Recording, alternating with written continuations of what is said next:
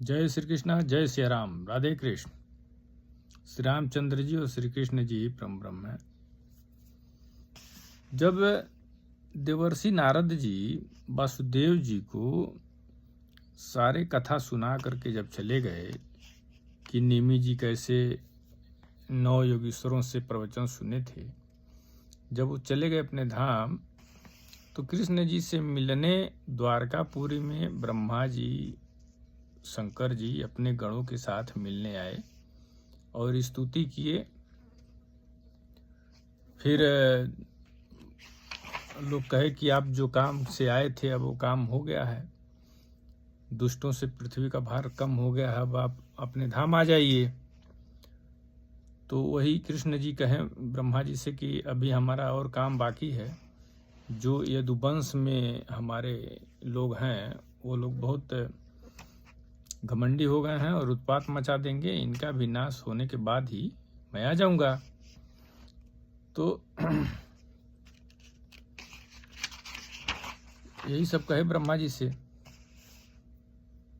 तो भगवान श्री कृष्ण जी कहे कि ब्रह्मा जी, आप जैसा कहते हैं मैं पहले से ही वैसा निश्चय कर चुका हूँ। मैंने आप लोगों का सब काम पूरा करके पृथ्वी का भार उतार दिया, परंतु अभी एक काम बाकी है। वह यह कि यदुवंश बल, विक्रम, वीरता, शूरता और धन संपत्ति से उन्मत्त हो रहे हैं। ये सारी पृथ्वी को ग्रस लेने पर तुले हुए हैं और इन्हें मैंने ठीक वैसे ही रोक रखा है जैसे समुद्र को उसके तट की भूमि। यदि मैं घमंडी और श्रृंखल यदुवंशियों का यह विशाल वंश नष्ट किए बिना ही चला जाऊंगा, तो ये सब मर्यादा का उल्लंघन करके सारे लोगों का संहार कर डालेंगे। निष्पाप ब्रह्मा जी, जब ब्राह्मणों के शाप से इस वंश का नाश प्रारंभ हो चुका है, इसका अंत हो जाने पर मैं आपके धाम में होकर आऊंगा। वही सुखदेव जी कहते हैं कि परीक्षित जी को सुखदेव जी परीक्षित जी को कथा सुना रहे थे। तो वही सुखदेव जी कह रहे हैं कि परीक्षित, जब अखिल लोकाधिपति भगवान श्री कृष्ण ने इस प्रकार कहा, तब ब्रह्मा जी ने उन्हें प्रणाम किया और देवताओं के साथ वे अपने धाम को चले गए। उनके जाते ही द्वारकापुरी में बड़े बड़े अपशकुन, बड़े बड़े उत्पात उठ खड़े हुए। उन्हें देखकर यदुवंश के बड़े बूढ़े भगवान श्री कृष्ण के पास आए। भगवान श्री कृष्ण ने उनसे यह बात कही। भगवान श्री कृष्ण ने कहा, गुरुजनों, अपने बड़े बुजुर्ग जो थे द्वारकापुरी के, जब अपशकुन होने लगा तो उन्होंने कृष्ण जी से आके मिले, सारे लोग, मंत्री, बुजुर्ग, सब लोग। तो कृष्ण जी उनसे कहे, गुरुजनों, आजकल द्वारका में जिधर देखिए उधर ही बड़े बड़े अपशकुन और उत्पात हो रहे हैं। आप लोग जानते ही हैं कि ब्राह्मणों ने हमारे वंश को ऐसा शाप दे दिया है कि जिसे टाल सकना बहुत ही कठिन है। मेरा ऐसा विचार है कि यदि हम लोग अपने प्राणों की रक्षा चाहते हों तो हमें यहाँ नहीं रहना चाहिए। अब विलम्ब करने की आवश्यकता नहीं है। हम लोग आज ही परम पवित्र प्रभास क्षेत्र के लिए निकल पड़े। प्रभास क्षेत्र की महिमा बहुत प्रसिद्ध है। जिस समय दक्ष प्रजापति ने साप से चंद्रमा को राज यक्षमार रोग ने ग्रस लिया था, उस समय उन्होंने प्रभास क्षेत्र में जाकर स्नान किया और वे तत्क्षण उस पाप जन्य रोग से छूट गए। साथ ही उन्हें कलाओं की अभिवृद्धि भी प्राप्त हो गई। तो ये कृष्ण जी प्रभास क्षेत्र में सबको लेकर निकले। सुखदेव जी कहते हैं, कुलनंदन, जब भगवान श्री कृष्ण ने इस प्रकार आज्ञा दी, तब यदुवंशियों ने एक मत से प्रभास जाने का निश्चय कर लिया और सब अपने अपने रथ सजाने लगे। जब कृष्ण जी प्रभास क्षेत्र में जाने का आज्ञा दिया तो सब लोग अपना अपना रथ सजाने लगे। तो उद्धव जी भगवान श्री कृष्ण के बड़े प्रेमी और सेवक थे। उन्होंने जब यदुवंशियों को यात्रा की तैयारी करते देखा, भगवान की आज्ञा सुनी और अत्यंत घोर अपशकुन देखे, तब वे जगत के एकमात्र अधिपति भगवान श्री कृष्ण के पास एकांत में गए।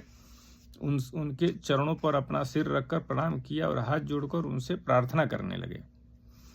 उद्धव जी कह रहे हैं, कृष्ण जी से, योगीश्वर, आप देवादिदेवों के भी अधीश्वर हैं। आपकी लीलाओं के श्रवण कीर्तन से जीव पवित्र हो जाता है। आप सर्वशक्तिमान परमेश्वर हैं। आप चाहते तो ब्राह्मणों के शाप को मिटा सकते थे, परंतु आपने वैसा किया नहीं। इससे मैं यह समझ गया कि अब आप यदुवंश का संहार करके इसे समेटकर अवश्य ही इस लोक का परित्याग कर देंगे। परंतु घुंघराली अलकों वाले श्याम सुंदर, मैं आधे क्षण के लिए भी आपके चरण कमलों के त्याग की बात सोच भी नहीं सकता। मेरे जीवन सर्वस्व मेरे स्वामी, आप मुझे भी अपने धाम में ले चलिए। प्यारे कृष्ण, आपकी एक एक लीला मनुष्यों के लिए परम मंगलमयी और कानों के लिए अमृत स्वरूप है। जिसे एक बार उस रस का चस्का लग जाता है उसके मन में फिर किसी दूसरी वस्तु के लिए लालसा ही नहीं रह जाती। प्रभु, हम तो उठते बैठते सोते जागते घूमते फिरते आपके साथ रहे हैं। हमने आपके साथ स्नान किया है, खेल खेले हैं, भोजन किया, कहाँ तक गिनावें, हमारी एक एक चेष्टा आपके साथ होती रही। आप हमारे प्रीतम हैं, और तो क्या आप हमारी आत्मा ही हैं। ऐसी स्थिति में हम आपके प्रेमी भक्त आपको कैसे छोड़ सकते हैं। हमने आपकी धारण की हुई माला पहनी, आपके लगाए हुए चंदन लगाए हैं, आपके उतारे हुए वस्त्र पहने और आपके धारण किए हुए गहनों से अपने आप को सजाते रहे। हम आपकी जूठन खाने वाले सेवक हैं, इसलिए हम आपकी माया पर अवश्य ही विजय प्राप्त कर लेंगे। अतः प्रभु, हमें आपकी माया का डर नहीं है। डर है तो केवल आपके वियोग का। हम जानते हैं कि माया को पार कर लेना बहुत ही कठिन है। बड़े बड़े ऋषि मुनि दिगंबर रहकर और आजीवन नैष्ठिक ब्रह्मचर्य का पालन करके अध्यात्म विद्या के लिए अत्यंत परिश्रम करते हैं। इस प्रकार की कठिन साधना से उन सन्यासियों के हृदय निर्मल हो पाते हैं, और तब कहीं वे समस्त वृत्तियों की शांति रूप नस्कर्म्य अवस्था में स्थित होकर आपके ब्रह्म नामक धाम को प्राप्त होते हैं। महायोगेश्वर, हम लोग तो कर्म मार्ग में ही भ्रम भटक रहे हैं, परंतु इतना निश्चित है कि हम आपके भक्तजनों के साथ आपके गुणों और लीलाओं की चर्चा करेंगे तथा मनुष्य की सी लीला करते हुए आपने जो कुछ किया या कहा है उसका स्मरण कीर्तन करते रहेंगे। साथ ही आपकी चाल ढाल, मुस्कान, चितवन और हास परिहास स्मृति में तल्लीन हो जाएंगे। केवल इसी से हम दुस्तर माया को पार कर लेंगे। इसलिए हमें माया से पार जाने की नहीं, आपके विरह की चिंता है। आप हमें छोड़िए नहीं, साथ ले चलिए। उद्धव जी कृष्ण जी से कह रहे हैं कि हम तो आपने जो किया है वही गुणगान करके माया से पार हो जाएंगे। हम आपका कथा कह के, आपकी कहानियां बता करके माया से पार हो जाएंगे, लेकिन आपका वियोग नहीं सह पाएंगे। तो वही सुखदेव जी परीक्षित जी से कह रहे हैं, जब उद्धव जी ने देवकी नंदन भगवान श्री कृष्ण से इस प्रकार प्रार्थना की, तब उन्होंने अपने अनन्य प्रेमी सखा एवं सेवक उद्धव जी से कहा। भगवान श्री कृष्ण ने कहा, महाभाग्यवान उद्धव, तुमने मुझसे जो कुछ कहा है मैं वही करना चाहता हूँ। ब्रह्मा, शंकर और इंद्रादि लोकपाल भी अब यही चाहते हैं कि मैं उनके लोक में होकर अपने धाम को चला जाऊं। पृथ्वी पर देवताओं का जितना काम करना था उसे मैं पूरा कर चुका।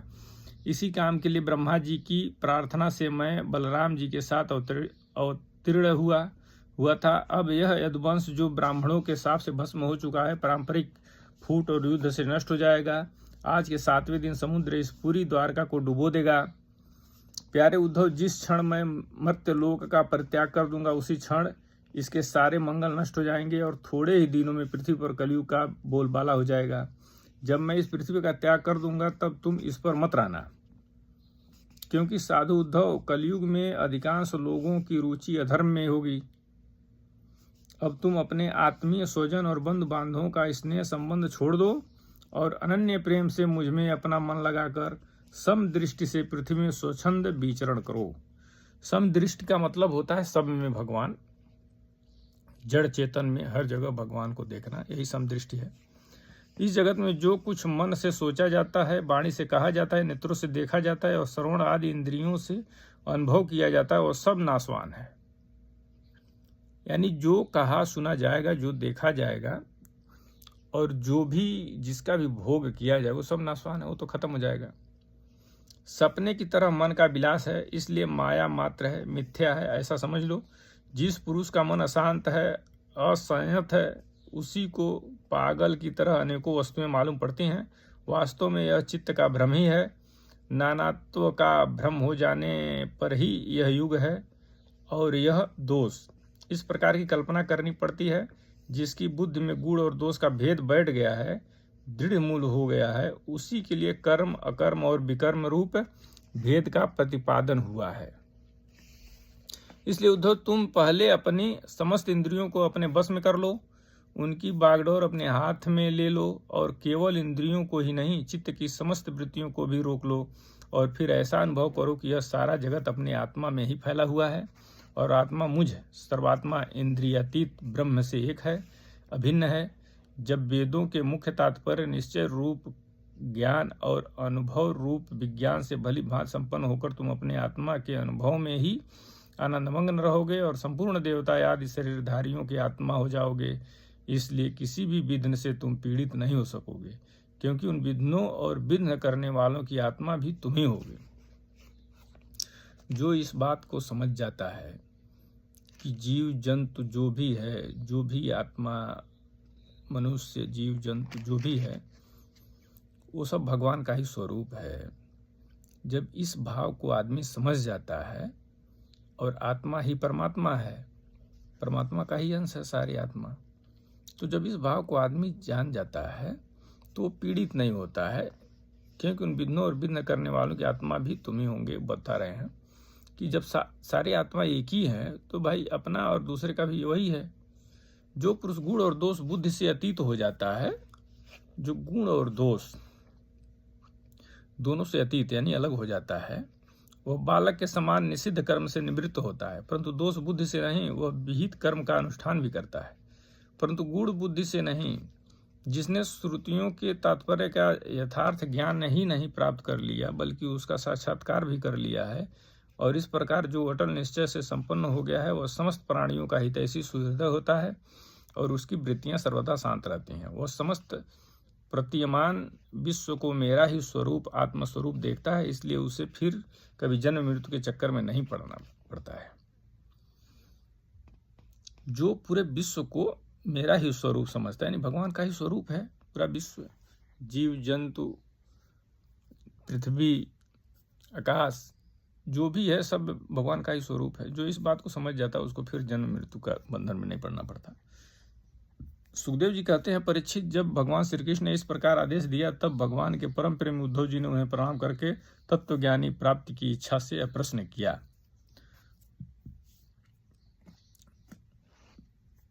भगवान आप ही समस्त योगियों की गुप्त पूंजी, योगों के कारण और योगेश्वर हैं। आप ही समस्त योगों के आधार, उनके कारण और योग स्वरूप भी हैं। आपने मेरे परम कल्याण के लिए उस संन्यास रूप त्याग का उपदेश किया है, परंतु अनंत जो लोग विषयों के चिंतन और सेवन में घुल मिल गए हैं, विषयात्मा हो गए हैं, उनके लिए विषय भोगों और कामनाओं का त्याग अत्यंत कठिन है। सर्वस्वरूप उनमें भी जो लोग आपसे विमुख हैं, उनके लिए तो इस प्रकार का त्याग सर्वथा असंभव है। ऐसा मेरा निश्चय है। उद्धव जी कह रहे हैं, प्रभु मैं भी ऐसा ही हूँ। मेरी मति इतनी मूढ़ हो गई है कि यह मैं हूँ, यह मेरा है, यह भाव से मैं आपकी माया के खेल, देह और देह के संबंधी स्त्री पुत्र धन आदि में डूब रहा हूँ। भाई ये तो सारे मनुष्यों का यही खेल है, माया किसी को छोड़ नहीं पा रही। उद्धव जी भी यही बात कर रहे हैं। अतः भगवान आपने जिस संन्यास का उपदेश किया है, उसका तत्व मुझ सेवक को इस प्रकार समझाइए कि मैं सुगमता पूर्वक उसका साधन कर सकूं। मेरे प्रभु, आप भूत भविष्य वर्तमान इन तीनों कालों से अबाधित एक रस सत्य हैं। आप दूसरे के द्वारा प्रकाशित नहीं, स्वयं प्रकाश आत्मस्वरूप हैं। प्रभु, मैं समझता हूँ कि मेरे लिए आत्म तत्व का उपदेश करने वाला आपके अतिरिक्त देवताओं में भी कोई नहीं है। ब्रह्मा आदि जितने बड़े बड़े देवता हैं, वे सब शरीराभिमानी होने के कारण आपकी माया से मोहित हो रहे हैं। उनकी बुद्धि माया के बस में हो गई है। यही कारण है वे इंद्रियों से अनुभूत किए जाने वाले ब्रह्म विषयों को सत्य मानते हैं। इसलिए मुझे तो आप ही उपदेश कीजिए। भगवान, इसी से चारों ओर से दुखों की दावाग्नि से जलकर और विरक्त होकर मैं आपकी शरण में आया हूँ। आप निर्दोष देश काल के अपरिच्छिन्न सर्वज्ञ सर्वशक्तिमान और अविनाशी वैकुंठ लोक के निवासी और नर के नित्य सखा नारायण हैं। अतः आप ही मुझे उपदेश कीजिए। तब भगवान श्री कृष्ण उद्धव जी से कह रहे हैं कि संसार में जो मनुष्य यह जगत क्या है, इसमें क्या हो रहा है इत्यादि बातों का विचार करने में निपुण है, वे चित्त में भरी हुई अशुभ वासनाओं से अपने आप को स्वयं अपनी विवेक शक्ति से ही प्रायः बचा लेते हैं। समस्त प्राणियों का, विशेषकर मनुष्य का आत्मा अपने हित और अहित का उपदेशक गुरु है। कह रहे हैं कृष्ण उद्धव जी से, समस्त प्राणियों का, विशेषकर मनुष्य का आत्मा अपने हित और अहित का उपदेशक गुरु है, क्योंकि मनुष्य अपने प्रत्यक्ष अनुभव और अनुमान के द्वारा अपने हित अहित का निर्णय करने में पूर्णतः समर्थ है। सांख्य योग विशारद धीर पुरुष इस मनुष्य योनि में इंद्रिय शक्ति, मन शक्ति आदि के आश्रयभूत मुझ आत्म तत्व को पूर्णतः प्रकट रूप से साक्षात कर लेते हैं। यानी भगवान का साक्षात्कार मनुष्य अपने बुद्धि से कर लेता है। मैंने एक पैर वाले, दो पैर वाले, तीन पैर वाले, चार पैर वाले, अधिक पैर वाले और बिना पैर के इत्यादि अनेक प्रकार के शरीरों का निर्माण किया है। उनमें मुझे सबसे अधिक प्रिय मनुष्य का ही शरीर है। इस मनुष्य शरीर में एकाग्रचित्त, तीक्ष्ण बुद्धि, पुरुष बुद्धि आदि ग्रहण किए जाने वाले हेतुओं से जिनसे कि अनुमान भी होता है, अनुमान से अग्राह्य अर्थात अहंकार आदि विषयों से भिन्न मुझ सर्व प्रवर्तक ईश्वर को साक्षात अनुभव करते हैं। इस विषय में महात्मा लोग एक प्राचीन इतिहास कहा करते हैं। वह इतिहास परम तेजस्वी अवधूत दत्तात्रेय और राजा यदु के संवाद के रूप में है। एक बार धर्म के मर्मज्ञ राजा यदु ने देखा कि त्रिकालदर्शी तरुण अवधूत ब्राह्मण निर्भय विचर रहे हैं। तब उन्होंने उनसे यह प्रश्न किया। कृष्ण जी कहानी बता रहे हैं दत्तात्रेय जी का, यदु जी और दत्तात्रेय जी में क्या बात हुई थी, वही उद्धव जी से कृष्ण जी कह रहे हैं। राजा यदु ने पूछा, ब्राह्मण दत्तात्रेय जी से पूछ रहे हैं कि आप कर्म तो करते नहीं, फिर आपको यह अत्यंत निपुण बुद्धि कहाँ से प्राप्त हुई, जिसका आश्रय लेकर आप परम विद्वान होने पर भी बालक के समान संसार में विचरते रहते हैं। ऐसा देखा जाता है कि मनुष्य आयु, यश अथवा सौंदर्य, संपत्ति आदि की अभिलाषा लेकर ही धर्म, अर्थ, काम अथवा तत्व जिज्ञासा में प्रवृत्त होते हैं। अकारण कहीं किसी की प्रवृत्ति नहीं देखी जाती। मैं देख रहा हूँ कि आप कर्म करने में समर्थ, विद्वान और निपुण हैं। आपका भाग्य और सौंदर्य भी प्रशंसनीय है। आपकी वाणी तो मानो अमृत टपक रहा है, फिर भी आप जड़, उन्मत्त अथवा पिशाच के समान रहते हैं। न तो कुछ करते हैं और न चाहते ही हैं।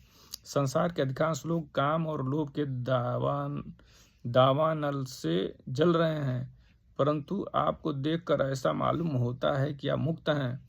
आप तक उसकी आँच भी नहीं पहुँच पाती। ठीक वैसे ही जैसे कोई हाथी वन में दवाग्नि लगने पर उससे छूटकर गंगा जल में खड़ा हो। दवाग्नि का मतलब अग्नि। तो ब्राह्मण, आप पुत्र, स्त्री, धन आदि संसार के स्पर्श से भी रहित हैं। आप सदा सर्वदा अपने केवल स्वरूप में ही स्थित रहते हैं। हम आपसे यह पूछना चाहते हैं कि आपको अपने आत्मा में ही ऐसे अनिर्वचनीय आनंद का अनुभव कैसे होता है? आप कृपा करके अवश्य बतलाइए। यदु जी ने पूछा है उनसे, दत्तात्रेय जी से। तब भगवान श्री कृष्ण ने कहा, उद्धव, हमारे पूर्वज महाराज यदु की बुद्धि शुद्ध थी और उनके हृदय में ब्राह्मण भक्ति थी। उन्होंने परम भाग्यवान दत्तात्रेय जी का अत्यंत सत्कार करके प्रश्न पूछा और बड़े विनम्रता से सिर झुकाकर वे उनके सामने खड़े हो गए। अब दत्तात्रेय जी ने कहा, राजन, मैंने अपनी बुद्धि से बहुत से गुरुओं का आश्रय लिया है। उनसे शिक्षा ग्रहण करके मैं इस जगत में मुक्त भाव से स्वच्छंद विचरता हूँ। तुम उन गुरुओं के नाम और उनसे ग्रहण की हुई शिक्षा सुनो। दत्तात्रेय जी किससे शिक्षा लिए हैं, कौन उनके गुरु हैं, किसको गुरु मानते हैं, वो अब बता रहे हैं। मेरे गुरुओं के नाम है पृथ्वी, वायु, आकाश, जल, अग्नि, चंद्रमा, सूर्य, कबूतर, अजगर, समुद्र, पतंग, भंवरा या मधुमक्खी, हाथी, शहद निकालने वाला, हरिण, मछली, पिंगला, बेस्या, कुरूर पक्षी, बालक, कुंवारी कन्या, बाण बनाने वाला, सर्प, मकड़ी और भृंगी कीड़ा। भृंगी कीड़ा मतलब कीट माने कीड़ा। राजन, मैंने इन 24 गुरुओं का आश्रय लिया है और इन्हीं के आचरण से इस लोक में अपने लिए शिक्षा ग्रहण की है। बीरवर ययाति नंदन, मैंने जिससे जिस प्रकार जो कुछ सीखा वह अब ज्यों का त्यों तुमसे कहता हूं, सुनो। दत्तात्रेय जी कह रहे हैं कि मैं जिससे जो कुछ भी सीखा हूं, अब तुम सुनो। मैंने पृथ्वी से उसके धैर्य की, क्षमा की शिक्षा ली है। और पृथ्वी पर कितना आघात और क्या क्या उत्पात नहीं करते। लोग पृथ्वी पर कितना आघात और उत्पात क्या क्या नहीं करते, परंतु वह न तो किसी से बदला लेती है और न रोती चिल्लाती है। संसार के सभी प्राणी अपने अपने प्रारब्ध के अनुसार चेष्टा कर रहे हैं। वे समय समय पर भिन्न भिन्न प्रकार से जान या अनजाने में आक्रमण कर बैठते हैं। धीर पुरुष को चाहिए कि उनकी व्यवस्था समझे, न तो अपना धीरज खोवे और न क्रोध करे, अपने मार्ग पर ज्यों का त्यों चलता रहे। पृथ्वी के ही विकार पर्वत और वृक्ष से मैंने यह शिक्षा ग्रहण की है कि जैसे उनकी सारी चेष्टाएं सदा सर्वदा दूसरों के हित के लिए ही होती हैं, बल्कि यूं कहना चाहिए कि उनका जन्म ही एकमात्र दूसरों का हित करने के लिए हुआ है। साधु पुरुषों को चाहिए कि उनकी शिष्यता स्वीकार करके उनसे परोपकार की शिक्षा ग्रहण करें। मैंने शरीर के भीतर रहने वाले वायु प्राणवायु से यह शिक्षा ग्रहण की है कि जैसे वह आहार मात्र की इच्छा रखता है और उसकी प्राप्ति से ही संतुष्ट हो जाता है, वैसे ही साधक को भी चाहिए कि जितने से जीवन निर्वाह हो जाए उतना भोजन कर ले। इंद्रियों को तृप्त करने के लिए बहुत से विषय न चाहें। संक्षेप में उतने ही विषयों का उपयोग करना चाहिए जितने बुद्धि विकृत न हो, मन चंचल न हो और वाणी व्यर्थ की बातों में न लग जाए। शरीर के बाहर रहने वाले वायु से मैंने यह सीखा है कि जैसे वायु को अनेक स्थानों में जाना पड़ता है, परंतु वह कहीं भी आसक्त नहीं होता, किसी का भी गुण दोष नहीं अपनाता, वैसे ही साधक पुरुष भी आवश्यकता होने पर विभिन्न प्रकार के धर्म और स्वभाव वाले विषयों में जाए, परंतु अपने लक्ष्य पर स्थित रहे, किसी के गुण या दोष की ओर झुक न जाए, किसी से आसक्ति या द्वेष न कर बैठे। गंध वायु का गुण नहीं, पृथ्वी का गुण है, परंतु वायु को गंध का वहन करना पड़ता है। ऐसा करने पर भी वायु शुद्ध ही रहता है, गंध से उसका संपर्क नहीं होता। यानी कहीं पृथ्वी पर गंध है तो वायु अगर वहाँ से बह रही है तो भाई वायु के साथ तो गंध भी कुछ दूर तक जाता ही है, लेकिन वायु पूरा सर्वत्र थोड़ी ना वो गंध को लेकर चला जाता है। वायु तो फिर निश्चल ही रहता है, ऑक्सीजन तो देता ही है। तो वही कह रहे हैं कि अपने आप को शरीर नहीं आत्मा के रूप में देखने वाला साधक शरीर और उसके गुणों का आश्रय होने पर भी उनसे सर्वदा निर्लिप्त रहता है। राजन, जितने भी घट मठ आदि पदार्थ हैं, वे चाहे चल हो या अचल, उनके कारण भिन्न भिन्न प्रतीत होने पर भी वास्तव में आकाश एक और अपरिच्छिन्न अखंड ही है। वैसे ही चर अचर जितने भी सूक्ष्म स्थूल शरीर है, उनमें आत्म रूप से सर्वत्र स्थित होने के कारण ब्रह्म सभी में है। बताइए, चल और अचल, जो जीव चल सकता है और जो नहीं चल सकता है, जैसे पेड़ पौधा पहाड़ पृथ्वी, सब में भगवान है, परम ब्रह्म सभी में है। साधक को चाहिए कि सूत के मनियों में व्याप्त सूत के समान आत्मा को अखंड और अंग रूप से देखें। वह इतना विस्तृत है कि उसकी तुलना कुछ कुछ आकाश से ही की जा सकती है। इसलिए साधक को आत्मा की आकाश रूपता की भावना करनी चाहिए। आग लगती है, पानी बरसता है, अन्न आदि पैदा होते और नष्ट होते हैं, वायु प्रेरणा से बादल आदि आते और चले जाते हैं। यह सब होने पर भी आकाश अछूता रहता है। आकाश की दृष्टि से यह सब कुछ है ही नहीं। इसी प्रकार भूत वर्तमान भविष्य के चक्कर में न जाने किन किन नाम रूपों की सृष्टि और प्रलय होते हैं, परंतु आत्मा के साथ उनका कोई संस्पर्श नहीं है। जिस प्रकार जल स्वभाव से ही स्वच्छ, चिकना, मधुर और पवित्र करने वाला होता है तथा गंगा तीर्थों के दर्शन, स्पर्श और नामोच्चारण से भी लोग पवित्र हो जाते हैं, वैसे ही साधक को भी स्वभाव से शुद्ध, सनिग्ध, मधुरभाषी और लोक पावन होना चाहिए। जल से शिक्षा ग्रहण करने वाला अपने दर्शन, स्पर्श और नामोच्चारण से लोगों को पवित्र कर देता है। तो आज यहीं तक बताएंगे, फिर इसके बाद आगे का बताएंगे कि अग्नि से क्या शिक्षा लिए उन्होंने, चंद्रमा से क्या शिक्षा लिए। तो श्री रामचंद्र श्री कृष्ण जी ही परम ब्रह्म है। जय श्री कृष्ण, जय सिया राम।